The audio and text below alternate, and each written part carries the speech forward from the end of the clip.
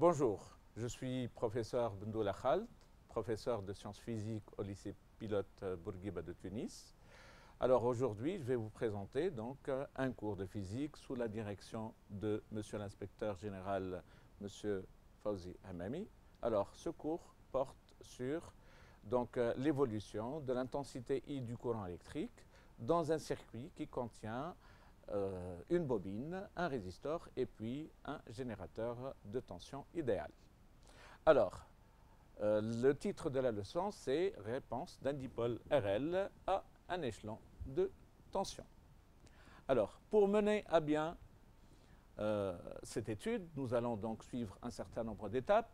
Nous allons tout d'abord établir l'équation différentielle qui régit les variations de l'intensité I du courant électrique dans le circuit.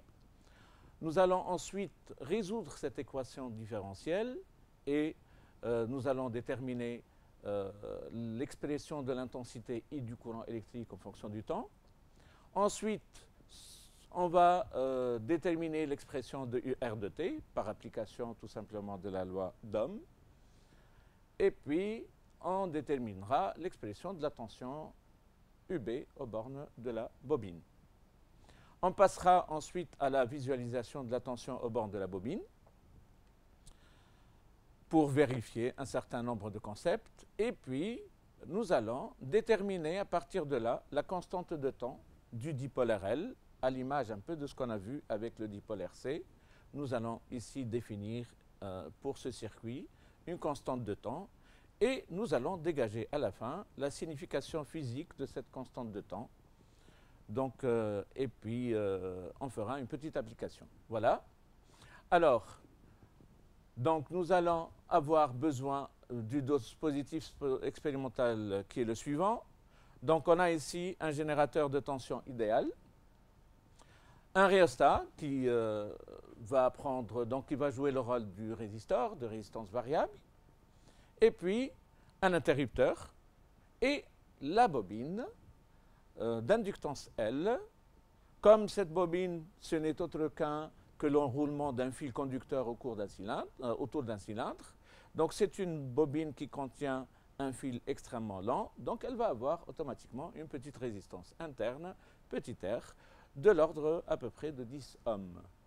Et puis, comme on va avoir besoin de visualiser la tension aux bornes du résistor, la tension aux bornes du générateur, on a besoin d'utiliser donc un oscilloscope, donc à deux voies. Donc ici, on va utiliser un oscilloscope numérique. Donc voilà. Alors, on va réaliser le circuit électrique suivant. Le générateur de tension idéal, l'interrupteur K, la bobine d'inductance L et de petite résistance R et le résistor grand R. Alors, on a besoin de visualiser simultanément la tension aux bornes du générateur. Pour ce faire, il faut relier la borne positive du générateur, par exemple, vers la voie 1 de l'oscilloscope et la borne négative du générateur vers la masse de l'oscilloscope. Comme on va aussi visualiser la tension aux bornes du résistor, il faut que l'une des bornes du résistor soit reliée à la voie 2 et l'autre borne doit être reliée à la masse.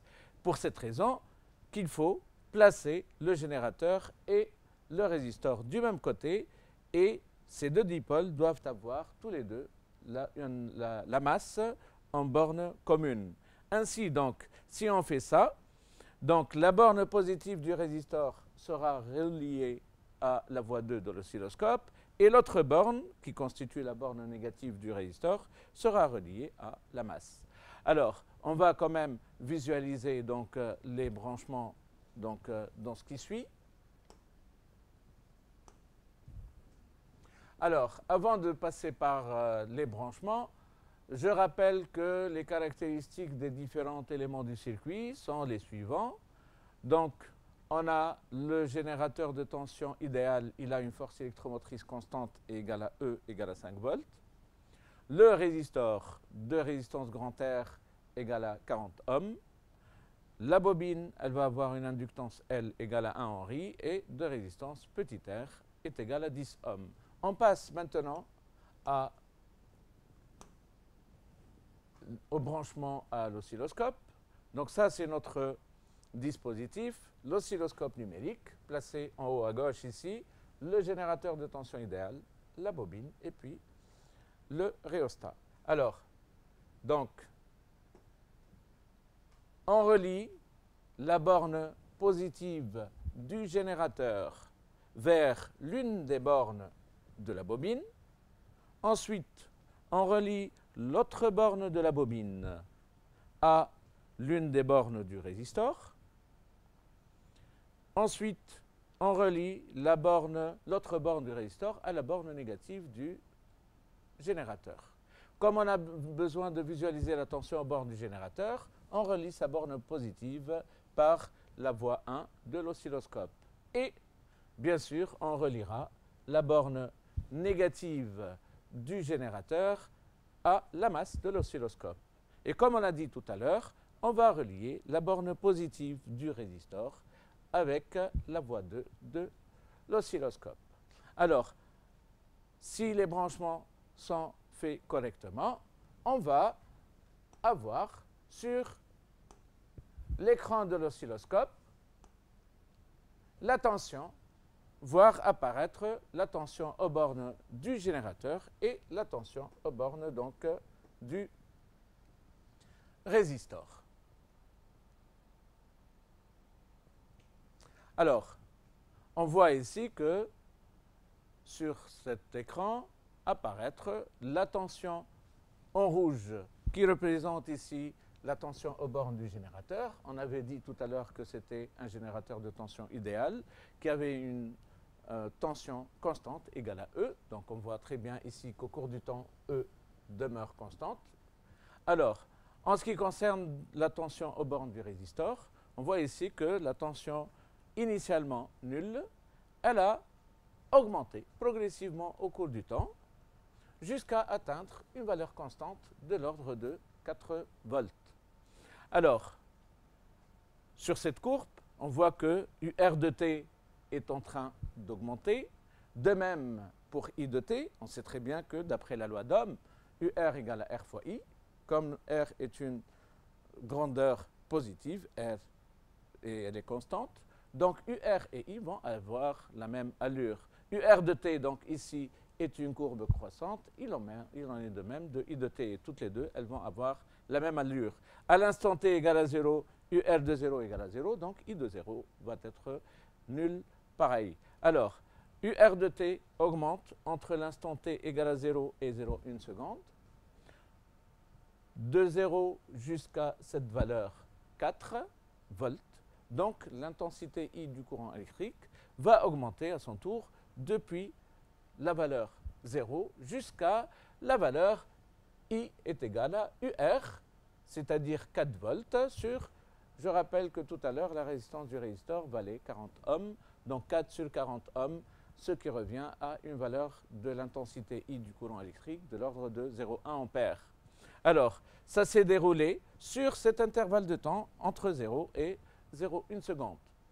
Pour t supérieur à 0,1 seconde, on voit que UR de t demeure constante et garde la même valeur égale à 4 volts. Il en est de même de l'intensité I du courant électrique qui garde la même valeur de l'ordre de 0,1 ampère. Donc on voit ici que le courant électrique s'est établi progressivement entre l'instant t égale à 0 et l'instant t égale à 0,1 seconde.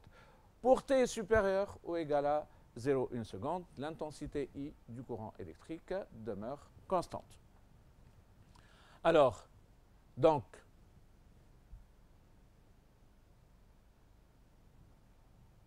entre l'instant t égal à 0 et 0,1 seconde, on avait dit que UR augmente et elle atteint donc de 0 jusqu'à 4 volts, elle atteint la valeur 4 volts. Donc UR de t est en train de varier. Il en est de même de l'intensité I du courant. Donc c'est le régime transitoire. Pour t comprise entre 0 et 1 seconde jusqu'à la fin, c'est-à-dire jusqu'à 0,25 secondes, on a vu que UR de t garde une valeur constante qui vaut 4 volts. De même pour l'intensité I du courant électrique, c'est le régime permanent. Donc, on voit ici que le courant électrique s'installe progressivement dans le circuit et atteint une valeur constante appelée courant en régime permanent qui vaut 0,1 ampère. Donc, on dit ici que la bobine s'oppose à l'établissement du courant électrique dans le circuit fermé. Et bien sûr ici, donc c'est le phénomène d'auto-induction. Alors, notre objectif étant de déterminer l'expression de I de t, l'intensité I du courant électrique. Pour ce faire, donc, nous allons établir l'équation différentielle relative à l'intensité I du courant électrique. Alors, pour établir l'équation différentielle de l'intensité I du courant électrique au cours de son évolution, on doit tout d'abord appliquer la loi d'Émaille. On sait très bien que lorsque le circuit est fermé, à partir de l'instant t égale à 0, on a UR plus UB est égal à E. Or, on a, d'après la loi d'Ohm, la tension aux bornes du résisteur, UR, vaut R fois I. Quant à UB, ça vaut LdI sur dt plus petit r fois I. Donc, si on remplace ici UR dans l'expression de la loi d'Émaille et on remplace UB de la même manière dans l'expression de la loi d'Émaille, donc on va obtenir LdI sur dt plus grand R plus petit r fois I, c'est égal à E. Si on divise par L, donc on va obtenir ici dérivée de I par rapport au temps plus la somme des résistances sur L fois I est égale à E sur L. Ça, c'est l'équation différentielle relative à l'intensité I du courant électrique. Alors, cette équation différentielle, elle a une forme assez particulière, donc elle admet une solution de la forme I de t égale à A exponentielle moins alpha t plus B, où A, B et alpha sont des constantes que nous allons déterminer tout à l'heure. Alors, bien sûr ici, comme l'intensité I du courant électrique donc, est une grandeur positive et c'est une grandeur finie, nécessairement, il faut que alpha, la constante alpha, doit être nécessairement une constante positive. Alors, pour déterminer A, alpha et B, nous allons passer par des étapes que je vous conseille de retenir. Alors, la première étape, donc, nous allons appliquer la condition initiale, puisque l'intensité I du courant électrique est nulle à t égale à 0, donc l'expression de I de t doit vérifier automatiquement I de 0 égale à 0. Alors, si on fait I de 0 égale à 0, donc on va avoir ici A exponentielle 0 plus B égale à 0. Donc on va avoir A plus B égale à 0, ce qui nous en ramène à écrire que A est égal à moins B. Ainsi, donc tout à l'heure, on avait trois inconnus, A, B et alpha. Maintenant, on a A égale à moins B, donc automatiquement, on a réduit notre problème à deux inconnus qui ne sont autres que B et alpha. Et on voit ici la forme de l'intensité I du courant électrique. Elle commence à bien apparaître. Elle s'écrit de la forme B facteur de 1 moins exponentielle moins alpha t. Alors, la deuxième étape que nous allons appliquer, nous allons, comme I de t est solution de l'équation différentielle, il suffit de remplacer l'intensité I du courant électrique dans l'équation différentielle que nous avions établie tout à l'heure, et on obtiendra à ce moment-là, par identification, que B vaut tout simplement E, la force électromotrice du générateur, sur grand R plus petit r, qui sera la résistance totale du circuit. Et puis, alpha va être égal à grand R plus petit r sur L. Alors, à partir de là, on peut écrire que I de t, c'est égal E sur la somme des R, facteur de 1 moins exponentielle moins la somme des R sur L fois T, bien sûr ici, pour T supérieur ou égal à 0.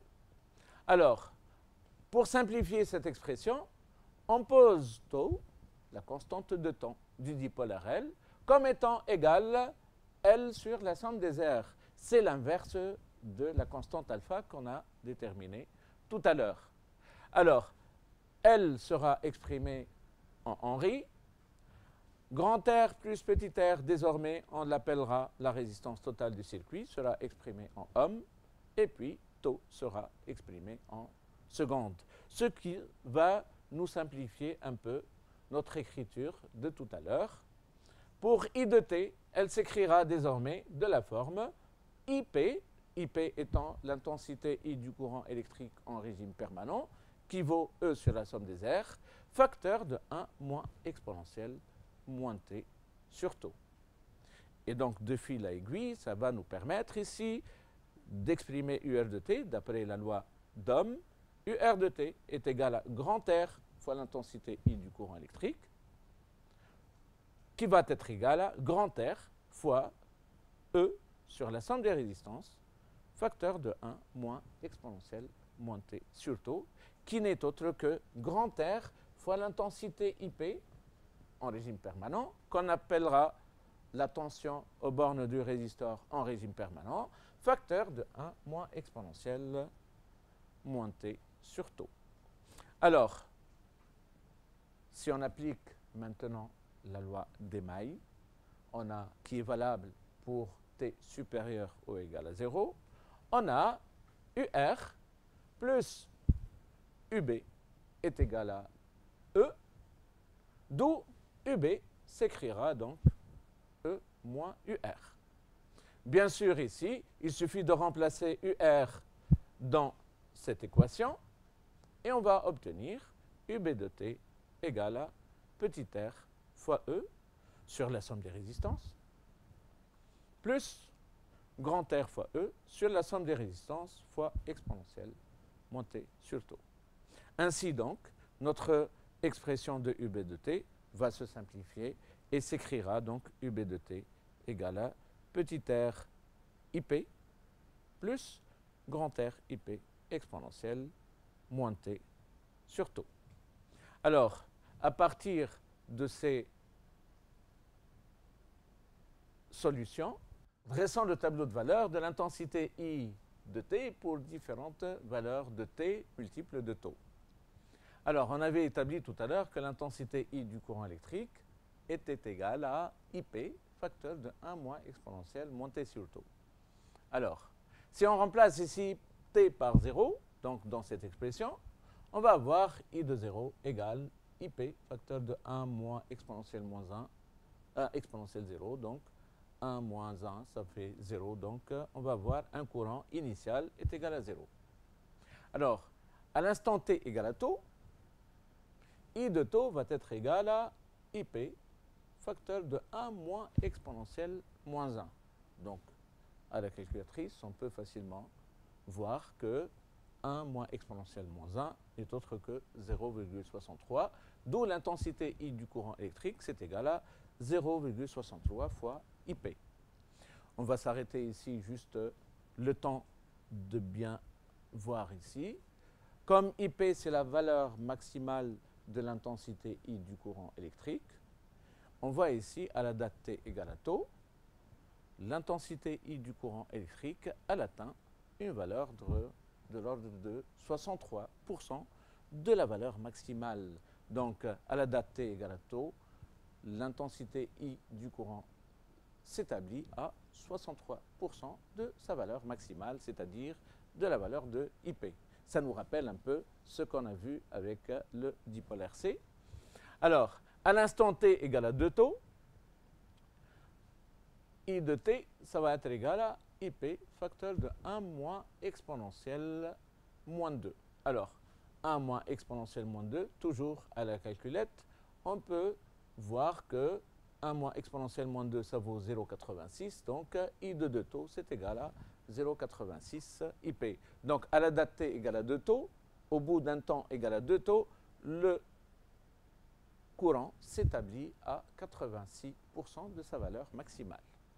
À l'instant t égale à 3 taux, pareil, on trouve que I de t est égal à 0,95 fois IP. À t égale à 4 taux, 0,98 IP. Donc on est à moins de 2% ici, à t égale à 4 taux. Pour t égale à 5 taux, la valeur de l'intensité I du courant électrique atteint une valeur égale à 0,993 IP.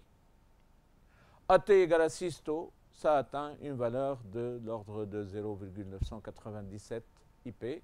Et enfin, pour t égale à 7 taux, on va être autour de 0,999 IP.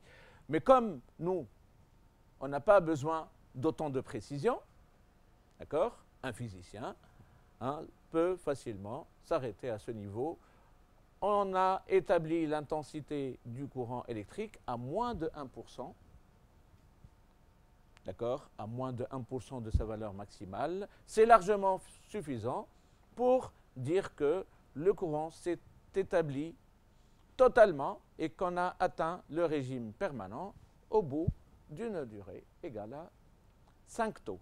Donc on voit ici qu'avec cette petite application, ça nous permet d'avoir, ou ça nous permet de dégager donc l'intérêt physique de la connaissance de la connaissance de la constante de temps taux. Donc taux ici nous permet de prévoir à l'avance le temps qu'il faut pour que le courant s'établisse à 63%, ou bien, si on connaît la valeur de taux, donc on sait qu'au bout d'une durée égale à 5 taux, le courant va s'établir au bout d'une durée égale à peu près 5 taux. Alors, on va continuer toujours avec l'évolution des autres tensions. Alors, on avait dit qu'on allait voir évoluer la courbe donc, de UB de t. Alors, pour ça, bien sûr, il faut que le branchement à l'oscilloscope soit adéquat. Donc, si on veut visualiser la tension aux bornes donc, du générateur et aux bornes de la bobine, donc il faut les disposer l'un à côté de l'autre. Donc, la borne positive du générateur sera reliée donc, à la voie 1 de l'oscilloscope. La borne négative du générateur à la voie à la masse de l'oscilloscope, et la borne positive de la bobine sera reliée, bien sûr, à la voie 2 de l'oscilloscope. Alors, si on fait ça, donc on peut voir apparaître ainsi sur l'écran de l'oscilloscope la tension U de t et la tension UB de t. Alors, là, on va en profiter pour visualiser les trois sur ce simulateur. Donc, pour en tirer quelques petites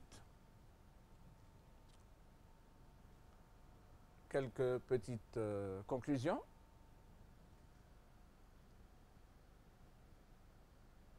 Alors, on voit ici que la tension aux bornes de la bobine décroît au cours du temps.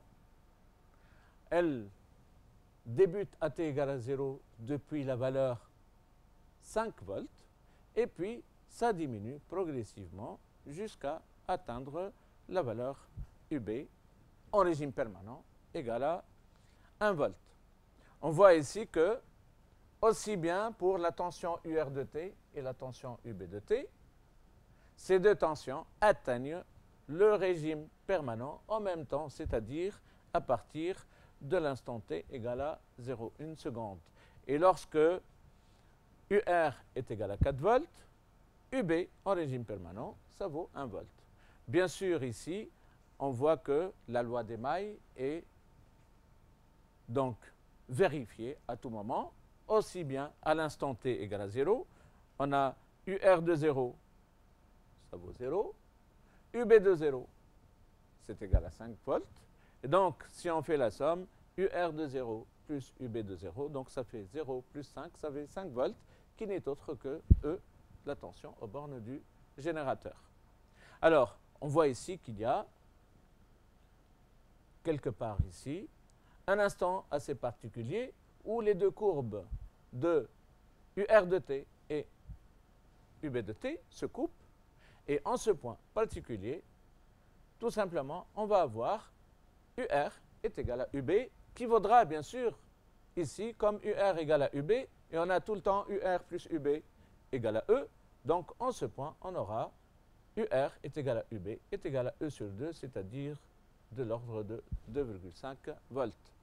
Alors, en régime permanent, on voit que UR de t est égal à 4 volts, UB de t, ça vaut 1 volt, 1 volt plus 4 volts, ça fait 5 volts.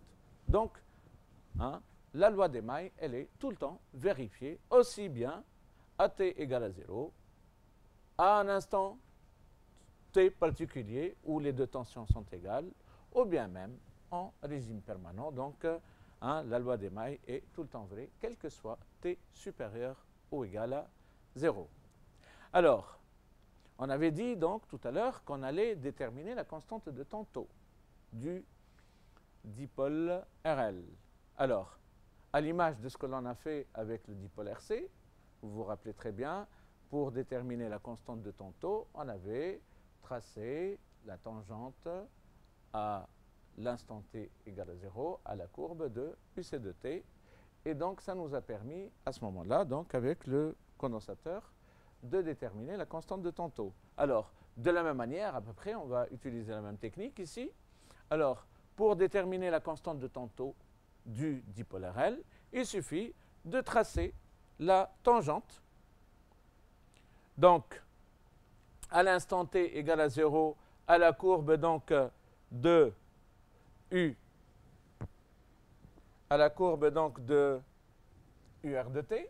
Donc ça, c'est la tangente. Alors, sauf que, il faut faire attention ici.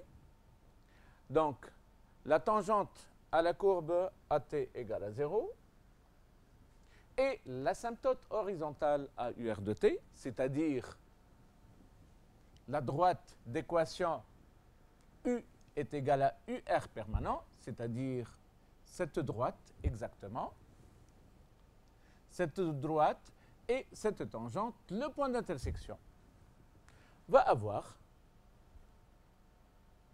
un abscisse t égale à tau. Et donc, on voit ici que la valeur de tau vaut 0,02 secondes.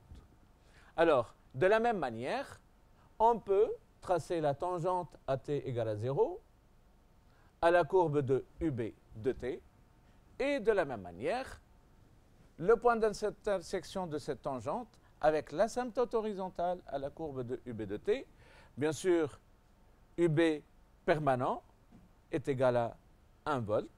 Donc, c'est cette asymptote horizontale et cette tangente, le point d'intersection va avoir la même valeur qui n'est autre que tau qui vaut 0,02 secondes. Donc, on voit ici qu'à partir de la courbe de UR en fonction du temps ou UB en fonction du temps, il nous est possible de retrouver la valeur de tau. On peut aussi, avec une bonne approximation, estimer que la durée du régime permanent, qui vaut ici 0,1 seconde, divisé par 5, ça nous ramène exactement à la valeur de tau, c'est-à-dire 0,02 secondes.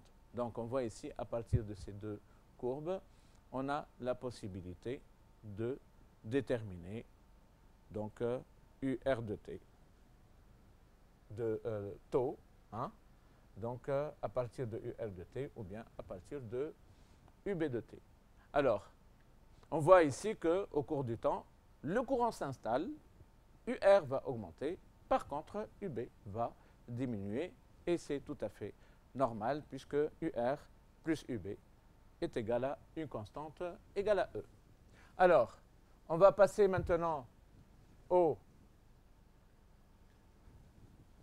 valeurs théoriques de tau et de l'intensité I du courant en régime permanent et la tension UR permanent et UB permanent. Alors, comme on a montré tout à l'heure que tau est égal à L sur la somme des R, on peut facilement vérifier que par application numérique que taux est égal, donc L qui vaut A Henri, sur la somme des R, c'est-à-dire 40 plus 10, donc tout ça, ça vaut 50, 1 sur 50, ça vaut 0,02 secondes. Donc, l'intensité I en régime permanent, hein, c'est égal à E sur la somme des R. Ici, ça vaut donc 5 volts sur la somme des résistances, c'est-à-dire 50 ohms. Ça nous ramène à 0,1 ampère. La tension UR en régime permanent, c'est égal à grand R fois I permanent. Ça vaut grand R fois E sur la somme des R. Et ça vaut 40 fois 5 sur 50. Ça vaut donc 200 sur 50. Ça fait 4 volts. La tension UB en régime permanent, la tension aux bornes de la bobine, va être égale à petit r fois E sur la somme des R, c'est-à-dire 10 ohms fois 5 volts sur 50. Ça nous ramène à la valeur de 1 volt. Et on peut vérifier que, bien sûr, UR permanent plus UB permanent, 1 plus 4, ça vaut 5. Ça vaut la tension imposée par le générateur de tension idéal. Alors, quant aux expressions théoriques des grandeurs électriques, on peut facilement écrire que l'intensité I du courant électrique, on remplace l'expression de l'intensité I en régime permanent par sa valeur et on remplace 1 sur taux par sa valeur. I de t s'écrira donc 0,1 facteur de 1 moins exponentielle moins 50t. UR de t est égal à 4 facteur de 1 moins exponentielle moins 50t. En ce qui concerne UB de t, ça vaut 1 plus 4 exponentielle moins 50t. Alors, voilà, donc on a fini avec cette partie. C'est la fin du cours. Merci pour votre attention et à bientôt.